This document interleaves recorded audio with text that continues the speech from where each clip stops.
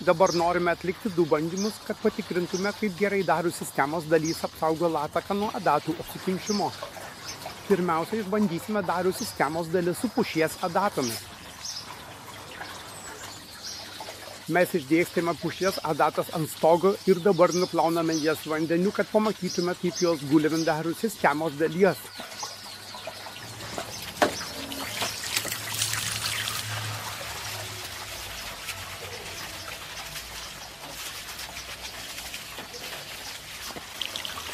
Reikia pastebėti, kad adatos daugiausia guli plokščiai ant narvės sistemos kaip ir visada, dažniausiai.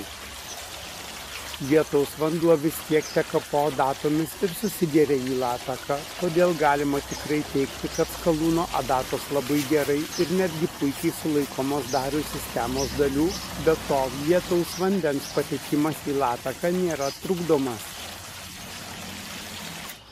Dabar pažiūrėkime, kaip atrodo apačioje po stogo sistemos dalimis ir ar pušies adatos pateko į latakus ar ne. Pažvelgus darių sistemos dalimis, matyti, kad į lataką nepateko viena pušies adata. Kai kurios pušies adatos įstrigo skylutėse. Taigi galima sakyti, kad latakas esant stipriam pušies adatų užsikimšimui gali būti gerai darių komponentais. Yra didelė tikimybė, kad pušies adatos laikui bėgant bus nupūstos vėjo. Nors pušies adatos įstringa skylutėse, vandens nutekėjimas į lataką nėra trukdomas. Tačiau šį lataką taip pat reikia nuolat tikrinti, nes adatos gali įstrigti skylutėse. Dabar atliekame tą patį bandymą su žymiai trumpesnėmis eglės adatomis. Čia taip pat simuliuojame stiprų eglės adatų užsikimšimą ir nuplauname jas ant stogo sistemos dalies.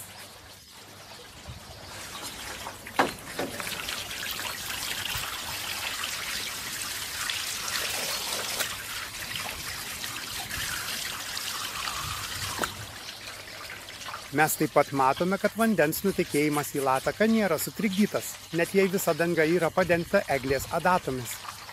Kaip atrodo po stogo sistemos dalimis. Pažiūrėkime.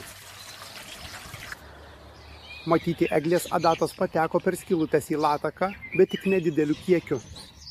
Dauguma eglės adatų guli plokščiai ant stogo dalies. Taigi galima teigti, rezultatas su eglės adatomis nėra toks geras kaip su pušies adatomis. Tačiau ir čia matyti, kad didžioji dalis eglės adatų guli plokščiai ant darių sistemos dalies ir yra didelė tikimybė, kad šias adatas vėjas nupūs. Eglės adatos, kurios patenka per skylutes į stogą, gali būti nuplaunamos lietaus vandeniu į nutekėjimą.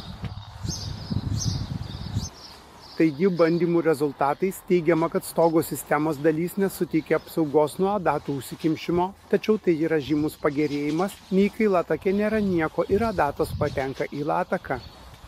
Tokiu atveju latakas susikemša per trumpiausią laiką.